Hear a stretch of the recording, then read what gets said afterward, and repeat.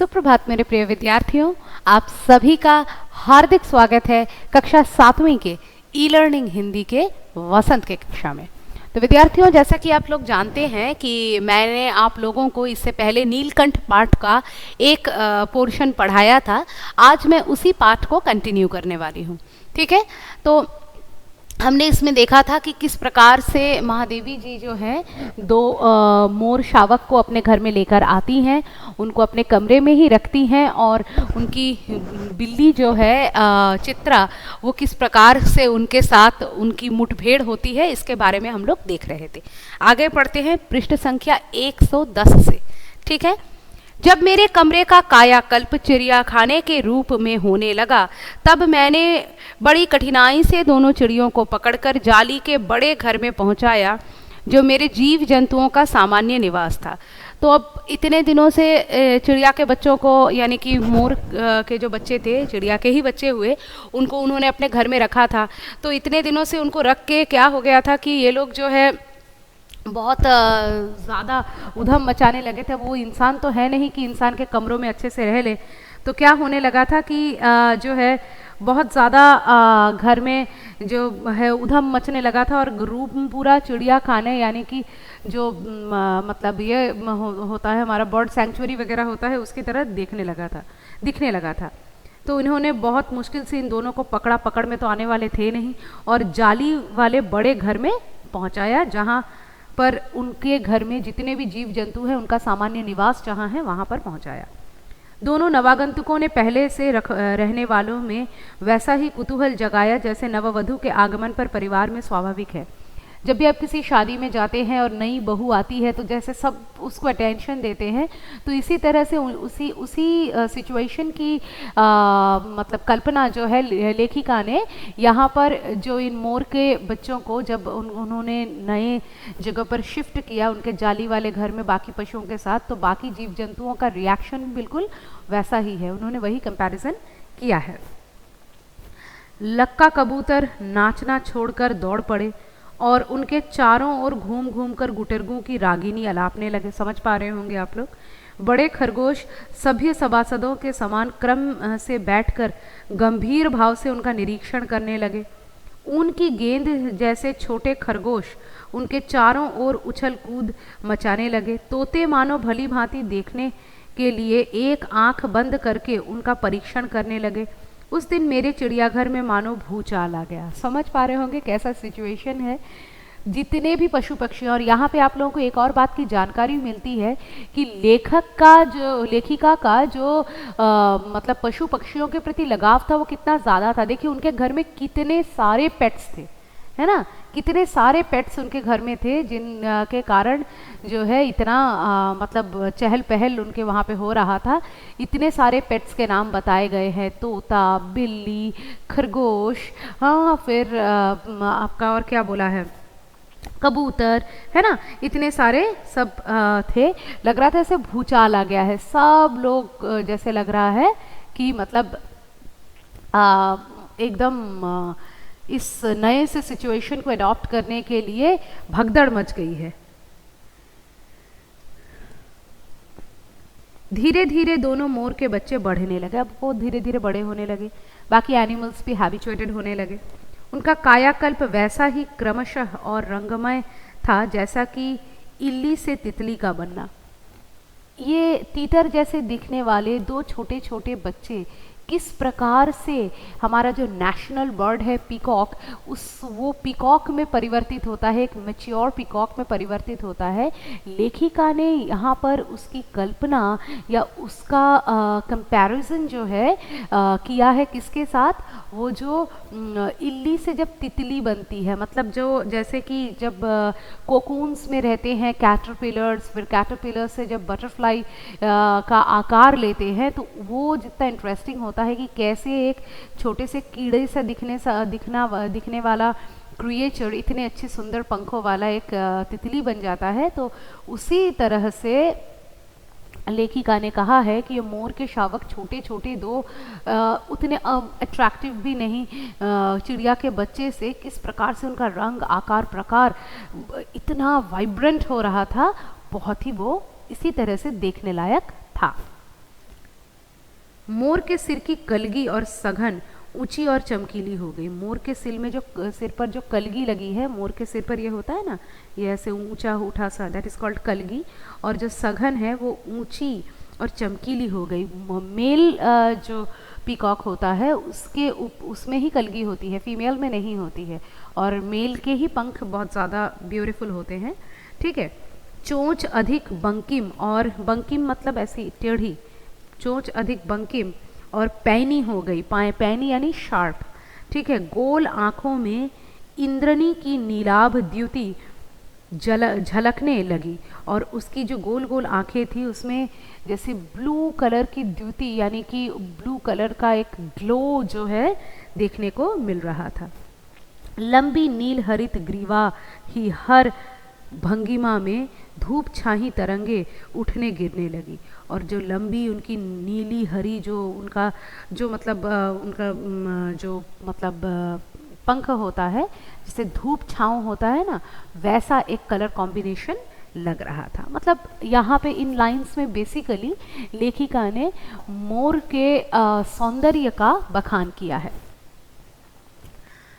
लंबी नेहा ये हो गया। दक्षिण वाम दोनों पंखों में सलेटी और सफेद आलेखन स्पष्ट होने लगे। पूंछ लंबी हुई और उसके पंखों पर चंद्रिकाओं के इंद्रधनुषी रंग उद्दीप्त हो उठे। रंग रहित पैरों को गर्वीली गति से एक नई गरिमा से रंजित कर दिया। हर जगह पर इतने कलर्स हैं, लेकिन पाँव कैसे हैं? रंग रहित, उनमें कोई कलर्स नहीं है, पाँव में कोई रंग नहीं है। तो ये रंग के बिना जो उनके पैर थे, उनमें भी किस चीज़ की वजह से सौंदर्य आ गया? हमेशा लुक ही सौंदर्य नहीं होता है, लोगों के काम से भी वो सुंदर जाने जाते हैं। तो ये केवल लुक की बात नहीं थी, इसके लुक के साथ साथ इसके पैर उतने देखने में खूबसूरत नहीं थे, क्योंकि पूरा बॉडी इतना कलरफुल और पैर इतने फीके थे। लेकिन जब ये इतना तेज़ दौड़ता था, आप लोग शायद जानते हैं कि मोर बहुत तेज़ दौड़ सकता है, तो जब तेज़ दौड़ता था तो उसके पाँव की वो गति ही उसके पाँव का सौंदर्य बन गई। ठीक है, तो यहाँ पे इस तरह से लिखा हुआ है, आप लोग पढ़ लीजिएगा। मोरनी का विकास मोर के समान चमत्कारिक तो नहीं हुआ, परंतु अपनी लंबी धूप छाही गर्दन, हवा में चंचल कलगी, पंखों की श्याम श्वेत पत्र लेखा, मंथर गति आदि से वे भी मोर के उपयुक्त सहचरणी होने का प्रमाण देने लगे।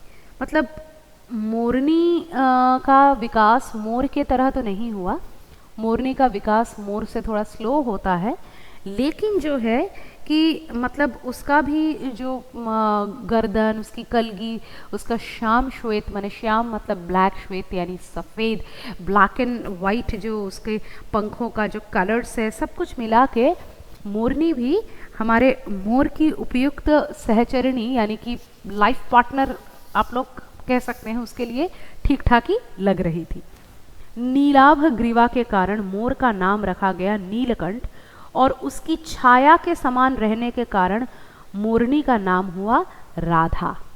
तो जिसके ऊपर कहानी है नीलकंठ, वो इसी मोर के ऊपर ही है। अब आपको अब तक तो पता चला होगा। तो ये जो मोर है, इसका इतना सुंदर नीला रंग देखकर उसका नाम महादेवी जी ने जो है नीलकंठ रखा। ठीक है, और ये जो नीलकंठ है ये मतलब जब भी जहाँ भी जाता उसकी छाया के समान मोरनी उसके पीछे पीछे भागती, इसलिए मोरनी का नाम राधा रखा गया, जो कि कृष्ण के पीछे दीवानी थी। मुझे स्वयं ज्ञात नहीं कि कब नीलकंठ ने अपने आप को चिड़ियाघर के निवासी जीव जंतुओं का सेनापति और संरक्षण नियुक्त कर लिया। सवेरे ही वह सब खरगोश, कबूतर आदि की सेना एकत्र कर उस ओर ले जाता जहाँ दाना दिया जाता है। घूम घूम कर मानो सबकी रखवाली करता। किसी ने कुछ गड़बड़ की और वह अपने तीखे चंचू प्रहार से उसे दंड देने दौड़ा। तो बोलता है कि मतलब लेखिका कहती हैं कि मतलब मुझे कुछ समझ में ही नहीं आया कि पता नहीं कब और कैसे मोर जो है इन सबका लीडर बन गया। मतलब लेखिका भी छात्रावास में जाती थी, वो भी प्रोफेसर थी, तो वो भी अपने काम में व्यस्त रहती थी, इनको देखती थी, लेकिन पता नहीं जो सबसे बाद में आने वाले ये पशु थे, ये इन्होंने पता नहीं किस प्रकार से अपने आप को जो है मतलब किसने? स्पेशली हमारे मोर ने अपने आप को जो है सेनापति नियुक्त कर लिया। किसका सेनापति नियुक्त कर लिया? सारे एनिमल्स का सेनापति नियुक्त कर लिया। और सुबह जब दाना दिया जाता था तो जिधर दाना दिया जाता था वो सबको एकदम अपने साथ ले करके दाने तक लेकर जाते और वहाँ पे दाना खाना पीना जो भी होता फिर वापस लेके आ जाते। और जो है यदि कोई बदमाशी करे तो अपने चोंचों के प्रहार से उसको दंड भी देते, जैसे मास्टर जी मारते हैं ना वैसे। खरगोश के छोटे बच्चों को वह चोंच से उनके कान पकड़कर ऊपर उठा लेता था और जब तक वे आर्तक क्रंदन न करने लगते उन्हें अधर में लटकाए रखता। कभी कभी उनकी पैनी चोंच से खरगोश के बच्चों का कर्णवेध संस्कार हो जाता था, पर वे फिर कभी उससे क्रोधित होने का अवसर न देते। खरगोश के जो बच्चे थे उनके कान पकड़कर ऐसे लटका लेता था। सोचो क्या फनी सिचुएशन है। और तब तक नहीं छोड़ता था जब तक कि वो एकदम आर्तक्रंदन यानी कि एकदम अंदर से रुदन उनका रोना धोना स्टार्ट नहीं हो जाता था, तब तक नहीं छोड़ता था। और कर्णभेद संस्कार यानी क्या होता है? जैसे जब जनेऊ होता है तब जैसे लड़कों में कान छिदाया जाता है, लड़कियों में भी कान छिदाया जाता है। इसको संस्कृत में कर्णभेद संस्कार कहते हैं। तो बोल रहे हैं कि कभी कभी उसकी पैनी, उसकी शार्प चोंच से जो है ये खरगोश के बच्चों के कान भी छिद जाते थे। ठीक है, लेकिन क्या है कि ये लोग फिर बाद में इसको कभी मौका नहीं देते थे गुस्सा होने का। वही कान छिदा गया, एकदम इतना चोट लगा उसके बाद तो फिर कभी उन्होंने पंगा नहीं लिया मोर से।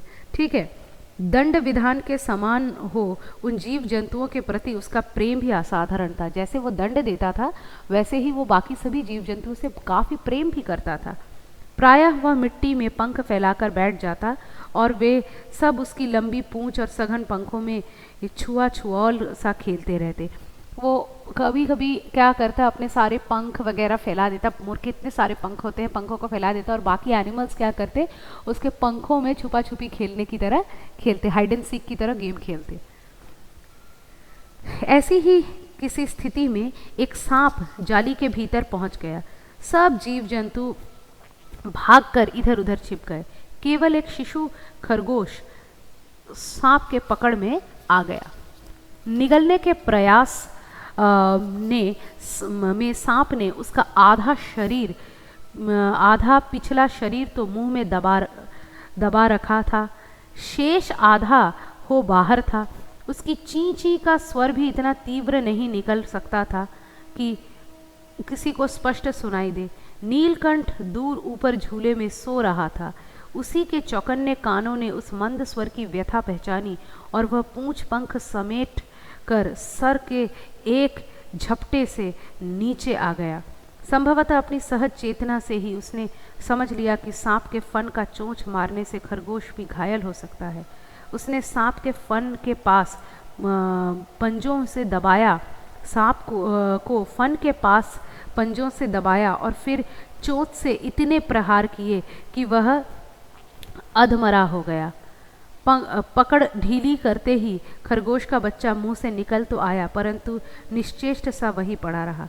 राधा ने सहायता देने की आवश्यकता नहीं समझी, परंतु अपनी मंद केका से किसी असामान्य घटना की सूचना सब ओर प्रसारित कर दी।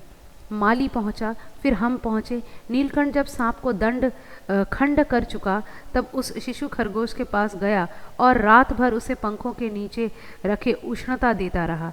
कार्तिकेय ने अपने युद्ध वाहन के लिए मयूर को क्यों चुना होगा, यह उस पक्षी का रूप और स्वभाव देखकर समझ में आ जाता है।